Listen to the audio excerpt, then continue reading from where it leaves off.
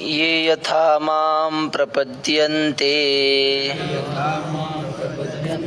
तांस्तथैव भजाम्यहम् मम वर्त्मानुवर्तन्ते मनुष्याः पार्थ सर्वशः. हे पार्थ एक,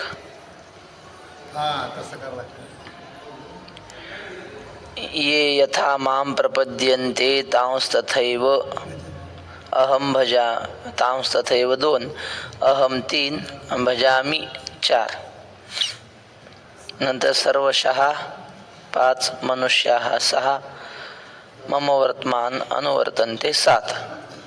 श्लोकाचा सरळ अर्थ असा की हे अर्जुना, ये यथा माम प्रपद्यन्ते तांस्तथैव अहम भजामी. जे जसे मला शरण येतात, ज्या भावनेतून शरण येतात, मी त्यांची तशी सेवा करतो. सर्वशः मनुष्याः मम वर्तमान अनुवर्तन्ते. सगळी माणसं माझ्याकडे पाहूनच अनुसरण करतात, जगतात, असा श्लोकाचा अर्थ आहे. आता ज्ञानोबा काय म्हणतात ते पाहू. एरवी तरी पाही जे जैसे माझ्या ठाई, भजती तया मीही तैसाची भजे. अर्जुना, जी माणसं माझ्या ठिकाणी जशी सेवा करतात, जशी माझी सेवा करतात, तशीच मी सुद्धा त्यांची सेवा करतो.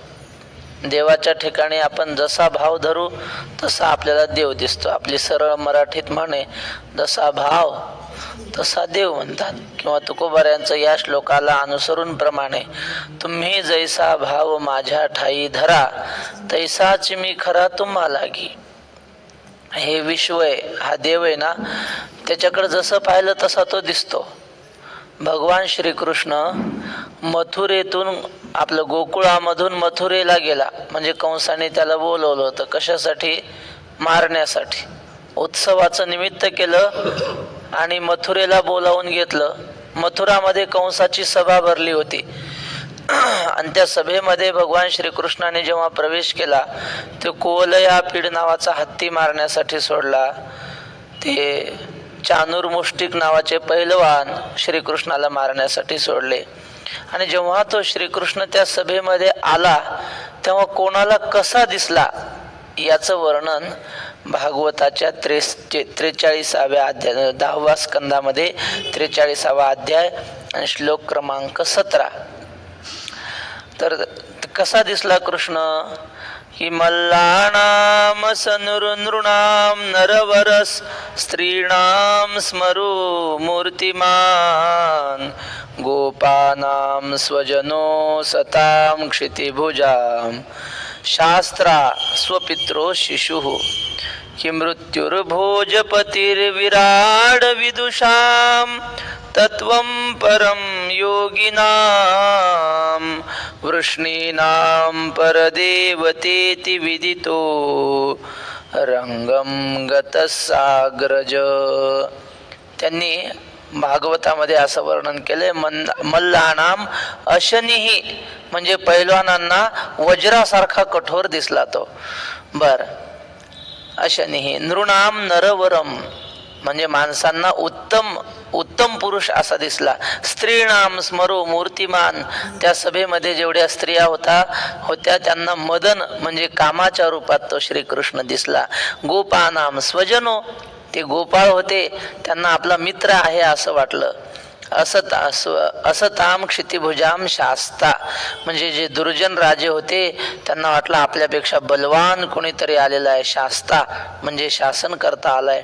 स्वपित्रो शिशुहू, म्हणजे श्रीकृष्णाचे जे आई वडील होते त्यांना छोटंसं बाळ दिसायचं श्रीकृष्ण. आणि मृत्युहू भोजपते हे विराड, भोजपती म्हणजे कंस, त्याला साक्षात मृत्यू झाला की काय असं दिसलं श्रीकृष्ण. म्हणजे तत्वम परम योगिनाम, जे योगी होते त्यांना परमतत्व दिसलंय हा श्रीकृष्ण. वृष्णीनाम परदेवते, ते जे यादव होते त्यांना हा श्रीकृष्ण आपल्या कुलातला अतिश्रेष्ठ व्यक्ती आहे असा दिसला. रंगम गत सागर जहा, असा प्रत्येकाला वेगवेगळ्या रूपामध्ये देव दिसला. ज्या की रही भावना जैसी, प्रभू मूर्ती देखीन तन तैसी. जसा भाव तसा देव असतो. कसा आहे, काही लोक रेल्वेने प्रवास करत होते आणि मग रेल्वेच्या पटरीचा आवाज येतो ना, त्या आवाज येत होता. एक भाजीवाला त्या माळी त्याच्यात बसले होता रेल्वेत. तो लोकांना म्हटला, अहो बघा रेल्वेच्या पटरीतून सुद्धा कसा आवाज येतो. तो म्हणला, वांगी भेंडी अद्रक, वांगी भेंडी अद्रक, वांगी भेंडी अद्रक असा आवाज येतोय म्हणले. दुसरा म्हणले, अरे तसा आवाज नाही, हा आवाज तसा नाही. तो पैलवान होता, तो म्हणला, दंड बैठक कसरत, दंड बैठक कसरत हा आवाज येतोय म्हणले. तिसरा भक्त होता, तो म्हटला, तुम्हाला माहित नाही, लोक सगळ्या जगात रामाचं नाव घेतात. राम राम सब कोई कहे, दशरथ कहे न कोय, एक बार दशरथ कहे तो कोटी पुण्य फल होय. रामाचं नाव सगळे घेतात. म्हणले या पटरीतून काय आवाज येतोय, राम लक्ष्मण दशरथ, राम लक्ष्मण दशरथ असा आवाज येतोय म्हणले. तिसरा होता मुसलमान मौलवी. तो म्हणला, असं नाही, या खुदा तेरी रहमत, या खुदा तेरी रहमत असा आवाज येतोय. आवाज कसा येत होता, आवाज त्या रेल्वेचा तिच्यासारखाच येत होता, पण ज्याची जशी भावना असली तसा आवाज येतो. तसं देव म्हणतात की माझ्याकडे जो ज्या भावनेने पाहिल तसा मी त्याच्यासाठी होतो. अर्जुनाने मित्र म्हणून पाहिलं, अर्जुनाचा मित्र झालो, त्याचा सारथी झालो. विश्वामित्रांनी वशिष्ठांनी भगवान रामाकडे शिष्य म्हणून पाहिलं तर त्यांचा शिष्य झाला. सांदीपाणी ऋषींचे शिष्य झाले भगवान श्रीकृष्ण. देवकी वसुदेवांना वाटलं आपला मुलगा असावा म्हणून मुलगा झाला. ते बळीराजाची कन्या होती, तिचं नाव रत्नमाला. तिनं वामन अवतारात श्रीकृष्णाला पाहिलं आणि तिला वाटलं मला जर असं बाळ झालं तर किती आनंद होईल, मी त्याला स्तनपान करवील, त्याचं लालन पालन करील. तिची अशी भावना झाली आणि श्रीकृष्णाने काय केलं, मग पुढच्या जन्मात ती पुतना झाली आणि तिच्या मांडीवर झोपून तिचं स्तनपान केलं की नाही. ज्या की रही भावना जैसी, बस जैसा केला तैसा होय, धावे सोय धरोनी. वा, तुका म्हणे पूर्वी इच्छा जया तैसा विठ्ठल असा हा भगवान श्रीकृष्ण आहे. तेव्हा देख मनुष्य जात सकळ, हे स्वभावता भजनशीळ, जाहले असे केवळ माझ्या ठाई. हे माझ्याची आहे का, तिकडं माझ्याची, इथं माझ्या असं आहे. असो, माझ्याची ठाई. हे सगळी माणसं भक्तच आहेत या जगातले, कोणी नास्तिक नसतं जगामध्ये. कोणी फक्त फरक एवढाच असतो, कोणी कोणाची भक्ती करतं, कोणी कोणाची भक्ती करतं, कोणी देवाची भक्ती करतं, कोणी पोरांची भक्ती करतं, कोणी बायकोची भक्ती करतं, पण कोणाची तरी भक्ती चालूच असते. असं आहे का कोणी जगात कोणाची सेवा करत नाही असा? अहो, देवाला सुद्धा लोक मानतात, चोरून मानतात हे नास्तिक लोक. आता हे चांगला दुष्काळ पडू द्या बरं, पाऊसच नाही आला 2-4 वर्ष, मग हे सगळे नास्तिक देवाला पाणी घालायला हेच येतात पुढं. जोवर पोटाला चांगलं मिळते तोवर देव बिव नाही, काही नाही, असं चालतंय. आणि प्राणावर संकट आले की सगळे देवाला मानतात. हे तुम्हाला मागं सांगितलं होतं, परत सांगतो. एका शाळेमध्ये व्याख्यान होतं, कशाचं, देव नाही या विषयावर. सगळे कॉलेजची तरुण मुलं मुली हजारोच्या संख्येने उपस्थित. एक व्याख्याता बोलवला, चांगला सुंदर व्याख्यान झालं. 2 तास नुसत्या टाळ्यांचा कडकडाट, एवढं सुंदर व्याख्यान केलं. कशावर, देव नाही या विषयावर. मग व्याख्यान देऊन ते साहेब निघाले. सगळ्या मुला मुलींनी गर्दी केली, आम्हाला सही द्या, तुमचा नंबर द्या. आणि मुलं म्हटली, साहेब तुम्ही एवढं भारी कसं काय व्याख्यान केलं, किती छान. तर साहेब म्हटलं, हे सगळे त्याची लीला आहे म्हणे, माझं काय नाही. हे सगळे देवाची कृपा आहे. म्हणजे व्याख्यान काय केलं मग, व्याख्यान देव नाही या विषयावर केलं आणि शेवटी देव आहे हे सिद्ध केलं ना. तसे किती कोणी न मानणारा असो तर देवाला मानत नसेल पण कोणाला तरी मानतोच मानतो. सगळे भजन सेवा करणारे सगळे मनुष्य जात सकळ, हे स्वभावता भजनशील. स्वभावच माणसाचा कोणाची तरी सेवा करण्याचा असतो. हे जाहले असे केवळ माझ्याची ठाई. वैकुंठवासी रंगनाथ गुरुजी परभणीकर गोष्ट सांगायचे. 2 मित्र होते. एक देवाला मानायचा आणि एक देवाला मानत. माऊली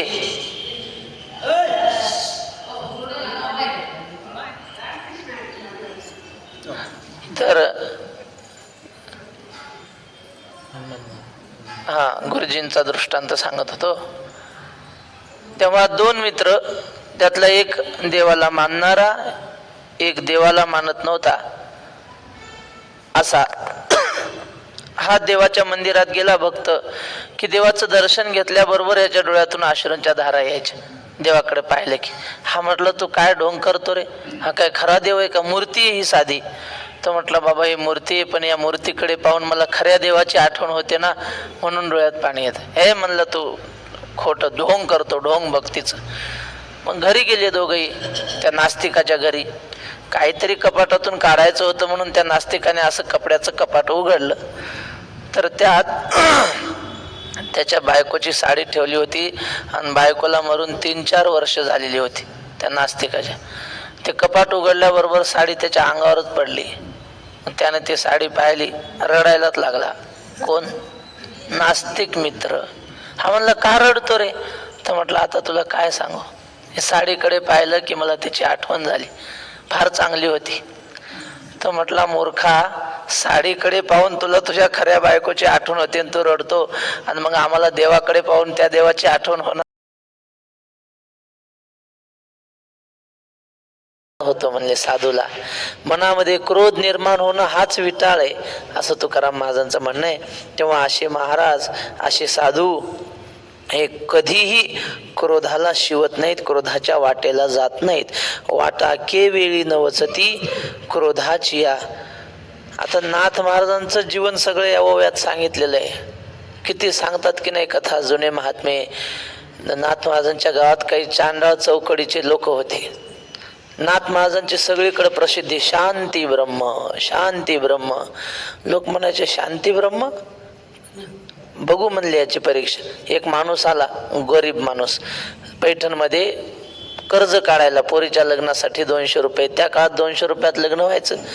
200 रुपये कर्ज पाहिजे. ते ब्राह्मण म्हणले आहे तुला 200 रुपये देतो आम्ही कर्ज, पण आमचं एक काम करायचं. तो एकनाथ महाराज आहे की नाही, त्याला राग आणून द्यायचा म्हणे. त्याला राग आला की तुला कर्ज नाही, आम्ही फुकटच 200 रुपये देऊ, फक्त त्याला राग आणून दाखव. ठीक आहे म्हणे, काय अवघड आहे त्याच्यात. एकनाथ महाराज सकाळच्या वेळेला अशी पूजा चालू होती, हा जोडे न काढता तसाच घरात शिरला. नाथ महाराज पूजा करत होते की नाही, त्यांच्या समोर जाऊन उभा राहिला, पायात जोडे घालून.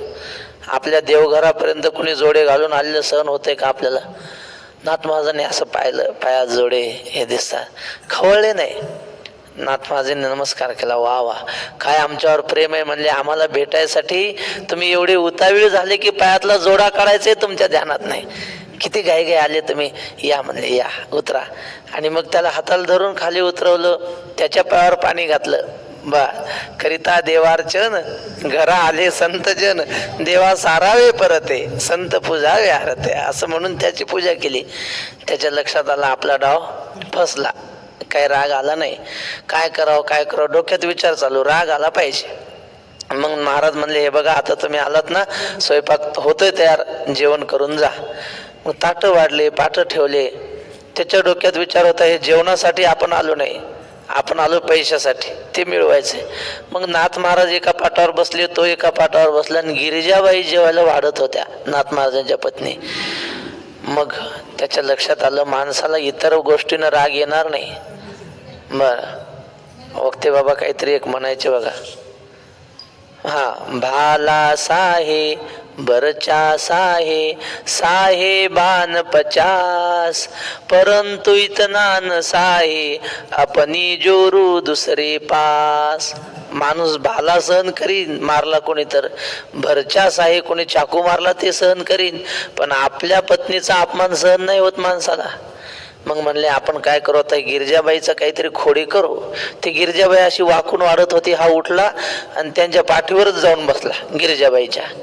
आता किती राग येण्याचा प्रसंग आहे की नाही, हा असह्य होणारा प्रसंग आहे. नाथ महाराज म्हणले, गिरजाबाई सांभाळून बर का, बाळ पाठीवर बसले म्हणले.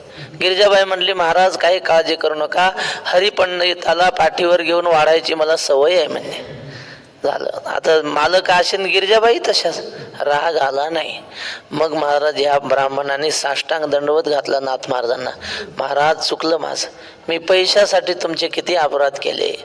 नाथ महाराज म्हणले काय पैशासाठी म्हणजे काय? म्हणले माझ्या मुलीचं लग्न आहे महाराज, पैसे मागायला आलो होतो, बाहेरच्या लोकांनी मला असं सांगितलं, 200 रुपये देतो. नाथ महाराजाला क्रोध आणून दाखवा. नाथ महाराज म्हणले एवढंच ना? अहो म्हणले आम्ही भारुडाचारी आहेत, आम्हाला सगळे नाटकं करता येतात. आता हे माझ्याकडून 200 रुपये तुम्हाला राहू द्या आणि तुमचे बक्षिसाचे मिळवून देतो म्हणे. नाथ महाराजांनी हातात काठी घेतली, धोतर असं खवलं चांगलं आणि त्याला म्हणले आता तू पुढं पळ, मी तुझ्या मागं काठी घेऊन. शिव्या देतच नाथ महाराज त्याच्या मागं. लोकांनी पाहिलं, अरे नाथाला राग आला, नाथ हा कशाचा शांती ब्रह्म. त्याला 200 रुपये बक्षीसही मिळवून दिलं, स्वतःचे मिळवले. पण क्रोध आला होता का नाथ महाराजांना? नाही. क्रोध आल्याचं नाटक केलं. तसं ज्ञानोबाराय म्हणतात, वाटा केवेळी नवचती क्रोधाची, कधीच क्रोधाच्या वाट्याला जात नाहीत. का तर मुक्ताबाईंनी लिहिलंय. मुक्ताबाई म्हणतात, वेळ क्रोधाचा उगवला, अवघा योग फोल झाला. आपल्याला एकदा राग आला, रागाचा क्रोधाचा प्रसंग आला तर आपण इथून मागं केलेलं सगळं पुण्य एका क्षणात जळून जातं. म्हणून क्रोध कधी येऊ देऊ नये. काही नाही, जे घडतंय ती देवाची इच्छा म्हणून चालावं. वक्तेबाबा म्हणायचे, सासूला वाटतं सुननं माझ्या मनासारखं वागलं पाहिजे, पोराला वाटतं सगळ्या घरातल्यांनी माझ्या मनासारखं वागलं पाहिजे, सुनेला वाटतं सगळ्यांनी मी शिकलेली आहे माझं ऐकलं पाहिजे. असं वाटतं की नाही? बाबा म्हटले हे सगळं जग देवानं केलंय का आपण केलंय? देवानं केलंय.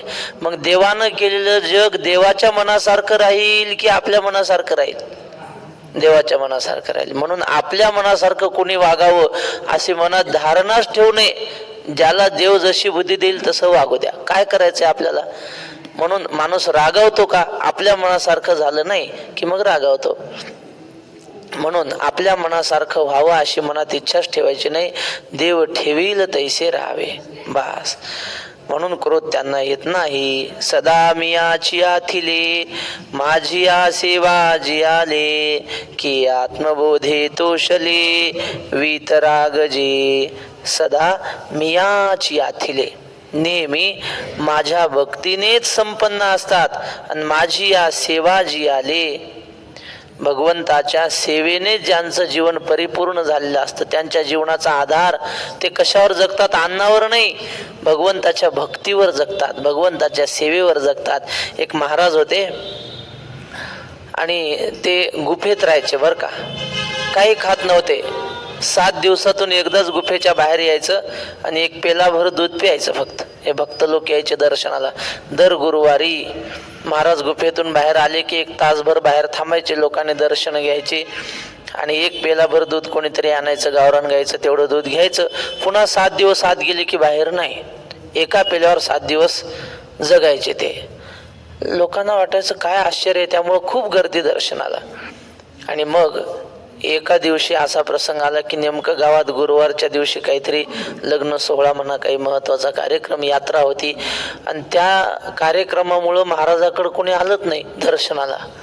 महाराज गुफेच्या बाहेर आले तर पाहिलं तर कोणीच नाही बाहेर. आणि मग मात्र प्रचंड दुःख झालं महाराजांना. महाराजांनी देहच सोडला, म्हणजे मेले महाराज. का? दर्शनाला कोणीच आलं नाही म्हणून. मग महाराज कशावर जगत होते? हे दुधावर जगत नव्हते, या मान्यतेवर जगत होते. लोक आपल्याला कोणी मान दिला ना, माणसाला आतून प्रसन्न होतो माणूस कोणी पाया पडलं की. तसे या लोकांच्या मान्यतेवर महाराज जिवंत होते, दुधावर राहत नव्हते. ते उत्साह आतून यायचा ना लोक पाया पडले की. आणि ज्या दिवशी लोकांनी मानलं नाही त्या दिवशी देह सोडला. म्हणजे त्यांच्या जीवनाचा आधार काय होता? कीर्ती, मान हा त्यांच्या जीवनाचा आधार. तसा भक्ताच्या जीवनाचा आधार काय असतो? भगवंताची सेवा हा त्यांच्या जीवनाचा आधार. ज्या दिवशी देवाची सेवा घडली नाही त्या दिवशी ते देह ठेवायला तयार असतात. देवा आमचे वैकुंठवासी वैद्य बाबा होते. आयुष्यात एकही वारी कधी चुकली नाही, आषाढी वारी. आणि शेवटी आजारी पडले, वारीला येऊ शकले नाही तर देह सोडला. बस, आता जगण्यात काय अर्थ आहे? 2-3 दिवस माऊलीचा सोहळा चालत आला आणि बाबा म्हणले दवाखान्यात आजारी असल्यामुळे. ते म्हटले ठीक आहे, आपण माऊलीच्या वारीला जाऊ शकत नाही ना, मग जगायचं नाही. श्री गुरु वाघ महाराज आषाढी एकादशी आली, डॉक्टरने सांगितलं तुम्हाला उपवास धरता येणार नाही, भाकरी खावी लागेल. ते म्हटले मग जगून काय उपयोग, दशमीलाच देह सोडला महाराज. एकादशी जर आपली होत नसेल तर आपल्या जगण्यात अर्थ नाही. म्हणून आषाढ शुद्ध दशमीच्या दिवशी बाबूराव महाराज वाघ यांनी देह सोडला. याचा अर्थ भगवंतावरची श्रद्धा, भगवंताची सेवा हे त्यांच्या जीवनाचा आधार असतो. माझी या सेवा जी आले, माझ्या सेवेने जे जिवंत असतात की आत्मबोधे तोषले वीतरागजे, ते आपल्या आत्मबोधाने संतुष्ट असतात. ज्ञानरूपी बोध प्राप्त झाल्यामुळे त्यांना दुसरं काही नको असतं. आत्मबोधे तोषले आणि वीतरागजे, वीत म्हणजे निघून गेलेला आहे, विगतहा रागहा म्हणजे प्रेम, प्रीती निघून गेली आहे. माणसाला प्रीती कोणाकोणाविषयी असते? पहिली प्रीती असते आपल्या पत्नीविषयी, दुसरं पुत्राविषयी, तिसरं सामान्य आपल्या देह संबंधी वस्तूविषयी प्रीती असते. पत्नीविषयीच्या प्रीतीचा प्रसंग मी आपल्याला सांगितला असेल, परत सांगतो. एक नवीन विवाह झालेला माणूस आणि शेतकरी शेतात दिवसभर काम केलं, संध्याकाळी घरी आला आणि आईला म्हटलं आई लवकर जेवायला वाढ, मला भूक लागली. आईनं वाढलं ताट समोर ठेवलं, त्यानं आपली भाकरी मोडली, वरणामध्ये घास बुडवला, तोंडात ठेवल्याबरोबर असा तापला, ताडकन उठला. म्हटला म्हातारे, एवढी म्हातारी झाली पण तुला अजून स्वयंपाक करता येत नाही, कसलं वरण केलंस म्हणे, त्यात एक तरी डाळीचा कणे का नुसतं डोळक पाणी केलंस.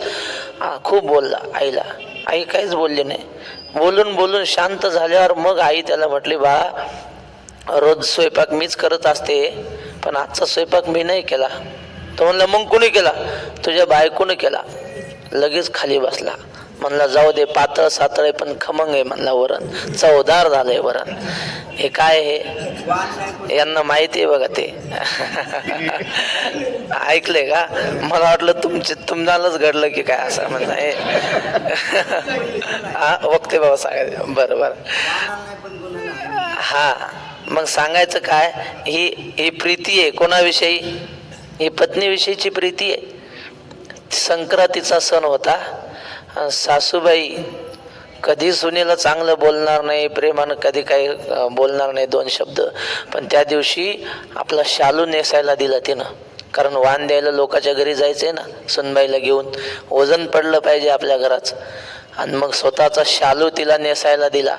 आणि ज्या घरी जायची, आता वाण द्यायचं म्हणजे हळदी कुंकू पडलेलं असतं घरात.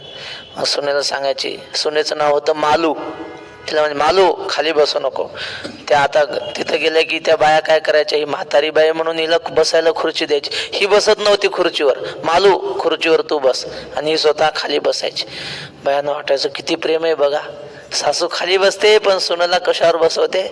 खुर्चीवर बसवते. किती मालूवर हिचं प्रेम आहे. असं 10-5 घरी पाहिलं बायांनी. आणि बाया म्हटल्या कसं काय हो आजी?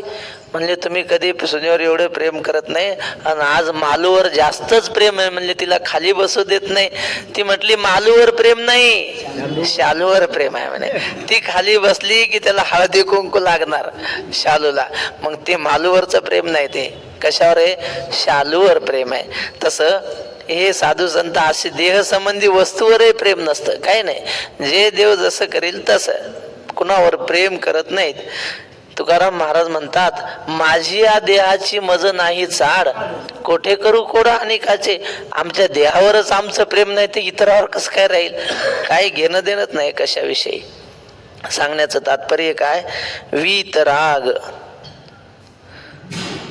कुठं गेले किती का? हा वीतराग जे 61.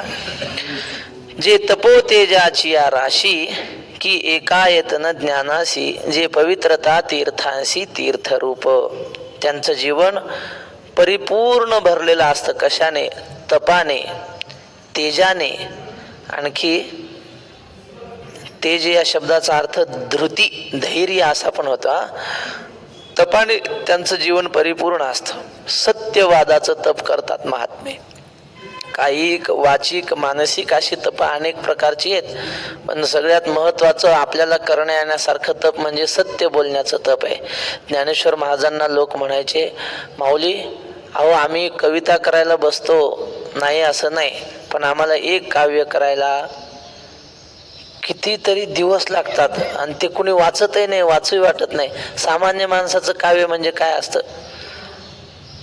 त्याला रस नसतो. महाराज वक्ते बाबा सांगायचे, एक ब्राह्मण आपल्या पोराला घेऊन ऊस चोरायला गेला ऊसाच्या शेतकऱ्याच्या शेतात, आणि मग पोराला धरलं मधी. चांगले चांगले काळे मोड म्हणे ऊस आणि चांगले टपोरे असे, आणि स्वतः दोऱ्यावर उभा राहिला बांधावर. कशासाठी? हा, असं राहायचं असतं की नाही बांधावर उभा, सांगायला माणूस आलेला. मग हा बांधावर उभा राहिला आणि पोरगा, त्याचं नाव निळकंठ, तो गेला मधी. आणि मग तेवढ्यात आला शेताचा मालक. मग ह्याने श्लोक म्हणला बांधावर उभं राहून, पोराला हाक मारून सांगितलं ते ह्याला कळेल पोरगामध्ये. याने श्लोक म्हणला, अरे बा निळकंठा नको करू धसफसा, शेंडी दिसे खाली बसा, दक्षिण खिंडी पलायनम, असा श्लोक म्हणला. अर्थ समजला का तुम्हाला? श्लोकातून सांगितलं, अरे बा निळकंठा म्हणजे अरे निळकंठा नको करू धसफसा, म्हणजे जास्त आवाज येऊ देऊ नको पाल्या पाचोळ्याचा. मग उभा राहू नको, उभं राहिलं की तुझी शेंडी दिसून राहिली, शेंडी दिसे खाली बसा, दक्षिण खिंडी पलायनम म्हणजे आता इकडे येऊ नको उत्तरेला, तिकडून तिकडं दक्षिण खिंडीतून पळून जा, इकडून मालक आलेला आहे. हे काव्य आहे की नाही? हे काव्य आहे, पण यात काय अध्यात्म आहे काय? काही अध्यात्म नाही. हे असं इतर लोक काव्य करतात, पण त्या काव्याला काही अध्यात्म नाही, काही अर्थ नाही. पण माऊली, तुम्ही जे काव्य करता, तुम्ही म्हणता की रिकामे तोंड करू गेले बडबड, की गीता ऐसे कोडा तुडले. एवढी सुंदर ज्ञानेश्वरी कशी काय होती तुमच्याकडून? सहज होती. पुन्हा माऊली म्हटले, त्याचं कारण असे, माझी असत्यवादाचे तप, वाचा केले बहुत कल्प, तया फळाचे हे महाद्वीप पातलो प्रभू. मागच्या करोडो जन्मात मी सत्य बोलण्याचं तप केलंय, म्हणून हे सगळं सहज होतंय. म्हणून वक्ते बाबा म्हणायचे, जुन्या काळात काही म्हाताऱ्या बाया असायच्या, कधी खोटं बोलल्या नाही जीवनात. मग एखादी बाई, तिला मुलबाळ होत नसेल, या म्हातारीला तिनं सांगितलं, म्हातारी म्हणे, जा होईल तुला पोरग. आणि खरंच व्हायचं महाराज. का? वाणीचं तप झालेलं असायचं ना.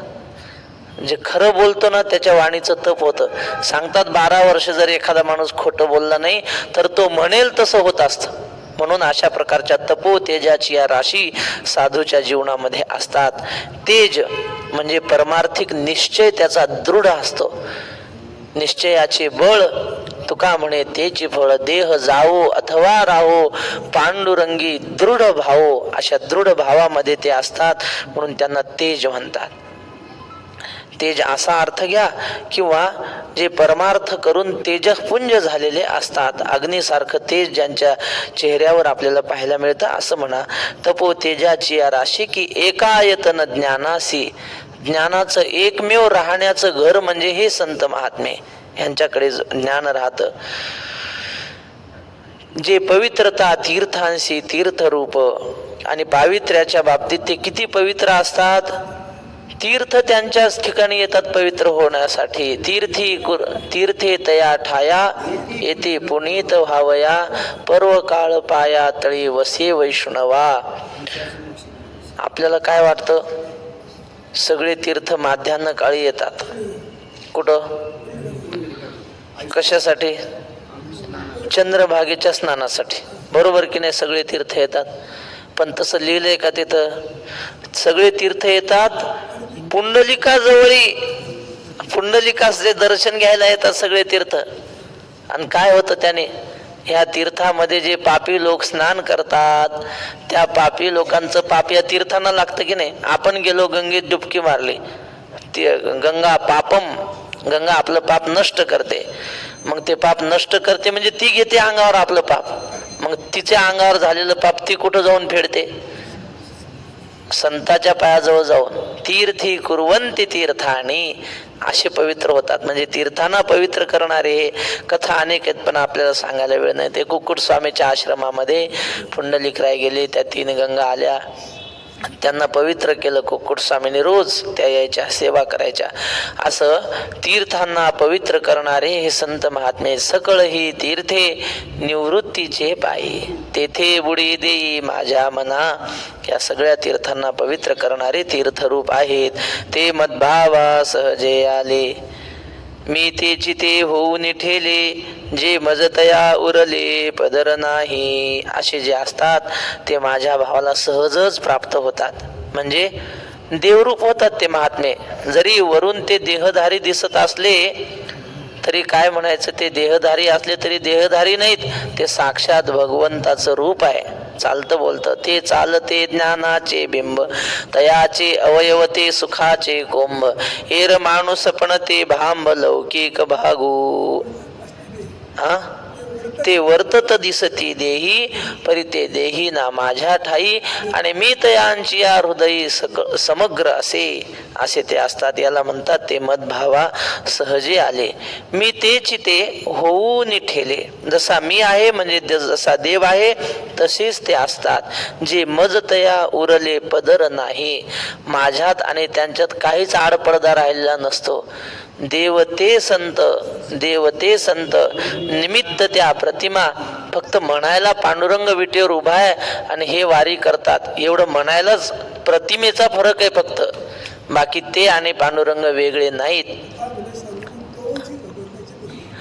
तुका म्हणे सांगू कीती, तोची भगवंताची मूर्ती. जो दिन दुबळ्याची सेवा करतो ना तो साक्षात देवच आहे. काल सहज एक दृष्टांत वाचला, पण मग आता हे लांबतंय आपलं.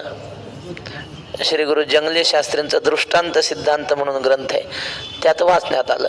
म्हटलं एक साधू महात्मा आपल्या शिष्यांसोबत फिरायला निघाला. असं पंढरी सारखं क्षेत्र होतं, तिथं निघाला. तर त्यांनी काय पाहिलं, एक माणूस जप करत बसलेला होता. अशी पुढं चादर आथरली रस्त्याच्या कडेला आणि अशी माळ घेऊन जपत बसला डोळे लावून. पण मधून मधून डोळे उघडून पाहायचा किती रुपये पडले चादरीवर. पुन्हा डोळे लावून जप चालू आहे की नाही. माला तो बनी काष्ठ की बीच में डाला सूत, माला बिचारी क्या करे जपने वाला कपूत. कबीर महाराज म्हणतात झालं माळ जपतोय पण लक्ष कशाकडे आहे, चादरीवर किती पैसे पडले. हसले ते साधू महात्मे. काय म्हणले हा काय बघ जप करतोय काय हा. आणि पुढे गेले.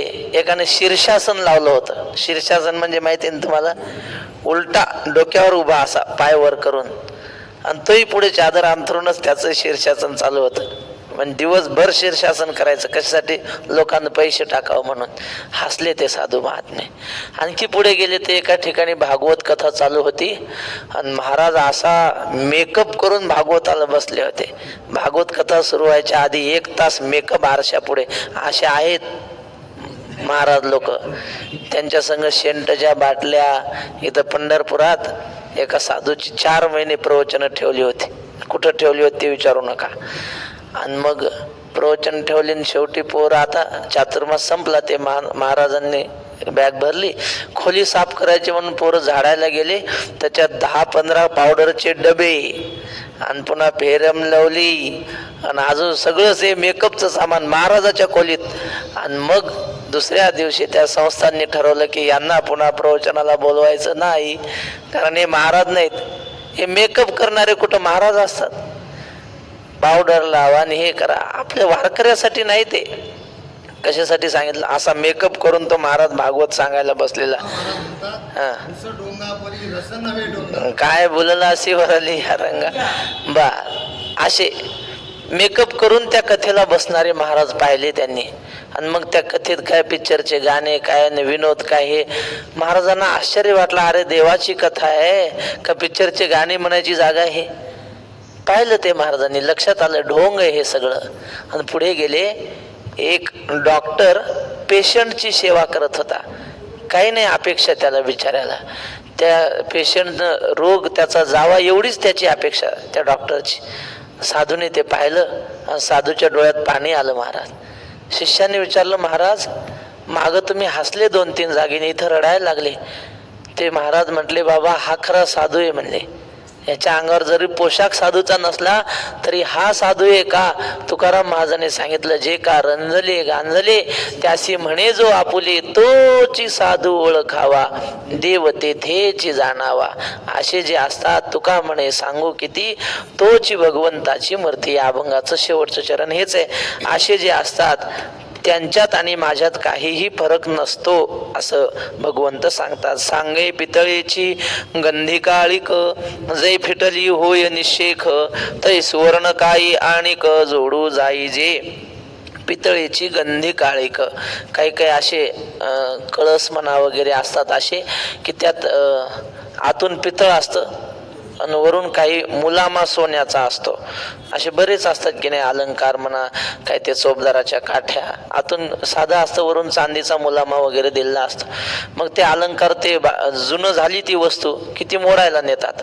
मग काय होतं, ते तापवतात आणि त्यातलं पितळ तेवढं बाजूला जळून जातं म्हणा, निघतं. आणि मग काय राहतं, सोनं. मग आता ते राहिलेल्या सोन्याला सोनं करण्यासाठी त्याच्यात आणखी काही घालावं लागतं का? नाही नाही. पितळेची गंधी काळिक, जै फिटली होय निशेख. एकदा त्याच्यातलं पितळ निघून गेलं की त्या राहिलेल्या सोन्याला सोनं करावं लागत नाही, ते आहेच सोनं. त्यात काय आणखी घालून त्याला सोनं करायचंय. ते सुवर्ण काही आणिक जोडू जाईजे. त्याच्यातला तेवढा गंधी काळिक निघून गेली, त्याला कोणता धातू म्हणतात, हिणकस धातू, तो निघून गेला की तो सोनं आहेच. तैसे यमनियमी कडसले, जे तपोज्ञाने चोखाळले, मी तेची ते जाहले इथं संशयो कायसा. तसं यम म्हणजे मनाचा संयम, मन आवरणे, आणि नियम म्हणजे इंद्रियांचा संयम. ह्या दोन गोष्टी केल्यामुळं कडसले म्हणजे ते शुद्ध झाले, आणि तपोज्ञाने चोखाळले, तपाने आणि ज्ञानाने त्यांचं जीवन निर्मळ झालंय. निर्मळ कशाला म्हणतात? तुकाराम महाराज म्हणतात, माणसाच्या जीवनात मळ, कपड्याला मळ लागतो मातीचा, आहे की नाही. मग कपडे आपण साबणाने धुतले की मातीचा मळ निघून जातो. पण नाही, निर्मळ जीवन काय करील साबण. आतला मळ कोणता आहे? आतला मळ आहे ममतेचा. माझं घर उपजोनी संसारी, आपुला आपण वैरी, या देहाते म्हणे मी, पुत्र दारा धन माझे, परी काळाचे हे खाजे ऐसे नेणतू गेला. म्हणून न करी रे संग, राहे रे निश्चळ, लागो नेदी मळ ममतेचा. हा ममतेचा मळ साधू संतांनी धुवून टाकलेला असतो. म्हणून तपोज्ञाने चोखाळले म्हणजे निर्मळ झाले ते. मी तेची ते जाहले इथं संशयो कायसा. आणि ज्याच्या अंतःकरणातून ममतेचा मळ निघून गेला, अज्ञान गेलं, ते देवरूप होतात. यात काय संशय आहे असं महाराज सांगतात. राहिलेला विषय उद्या. पुंडलिक वरदा हरी विठ्ठल श्री ज्ञान